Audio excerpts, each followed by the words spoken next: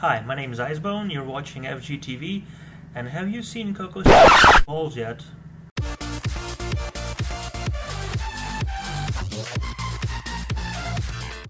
Alright people, I mentioned in a post a while ago, I think it was the new toys thread, that I plan to do a video review of my new tablet, which was so thoughtfully smuggled into Germany by a certain American acquaintance who I may or may not have met at a certain meetup, which may or may not have happened at the most funnest place in the world. Anyway, the tablet. It's an Acer Iconia A500 and it is somewhat standard first generation Android 3 honeycomb device in a way that it has a 10.1-inch screen, 1280x800, it has a Tegra 2 dual-core processor, 1 gig of RAM, 16 gigs of internal storage, and a micro SD expansion slot.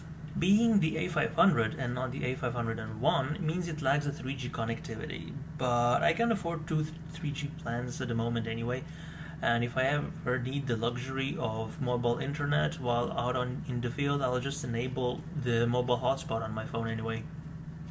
Now if you want to see how Android 3 looks, feels, and runs, you should probably stop the video now and go look at some kittens. In fact, there are some kittens already here waiting for you. Just click this thing and leave me alone.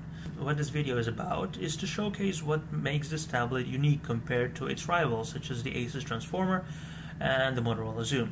It's currently running Android 3.1, with 3.2 being about a week behind schedule. Rooting it is as easy as installing an APK and pushing a button. I haven't bothered with unlocking the bootloader. I probably won't either. I'll just wait until the 3.2 update, and unless Acer really fucks things up, I won't need to anyway, because apart from a bunch of craplets which you can remove with a simple root, this is basically standard Android honeycomb. There's nothing else to it. On the other hand, Samsung and HTC have already modified their versions a lot. Samsung came out with TouchWiz for it, which does look really nice. It adds a few very nice widgets, unlike on the mobile phones where it just looks like crap. And HTC, on the other hand, completely redesigned honeycomb, which just looks like shit. So, no, just no. At the time of purchase, I was eyeing two tablets. One was this one, and the other one was the Asus Transformer. But what convinced me to buy this one was that it was $50 cheaper at the time, and whereas the Transformer also offers USB host connectivity, it only does so with the optional keyboard dock, which at the time I couldn't afford or need anyway, and the Acer Iconia offers this function really nicely out of the box. I've tested the USB functionality with a USB thumb drive, a keyboard, and a mouse. The mouse is downgraded to a single-click device, but the interface doesn't support more anyway. I doubt you could hook up a USB tuner or a modem to it, but seeing as this is a Linux-based operating system, it should be possible at least. Now, not all is rainbows and unicorn farts in the world of Acer. To earn the title of the cheapest honeycomb tablet, some corners had to be cut.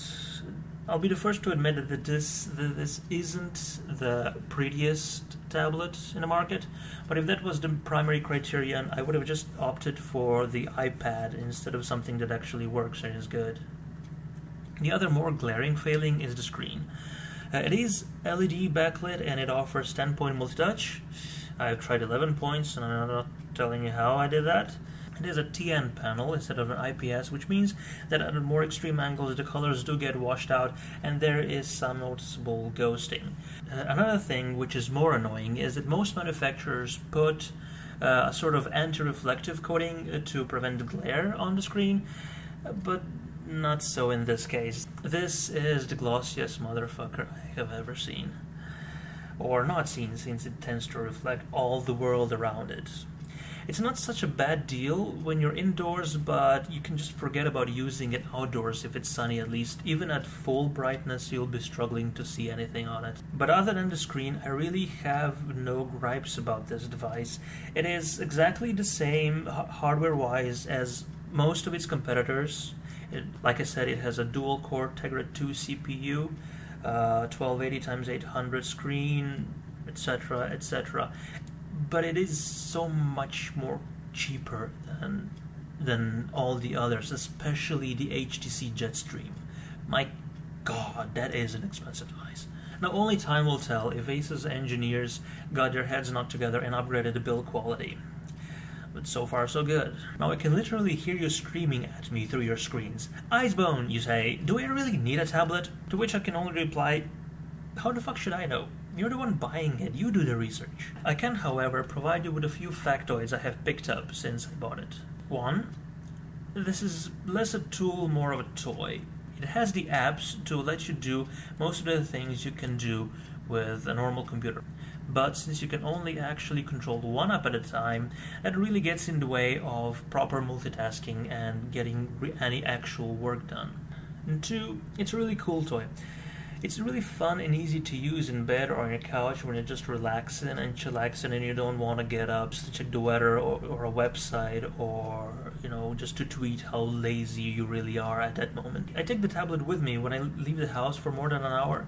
It's a really nice time waster, and as much as smartphones are useful, it's really, really a lot nicer to do all the things you can on a big screen. So if you're thinking of buying a netbook for your mobile computing needs, I really suggest you look into a tablet. They're a lot more practical and easier to carry around with, and if you really need a physical keyboard, there are tablets that will give you that option as well.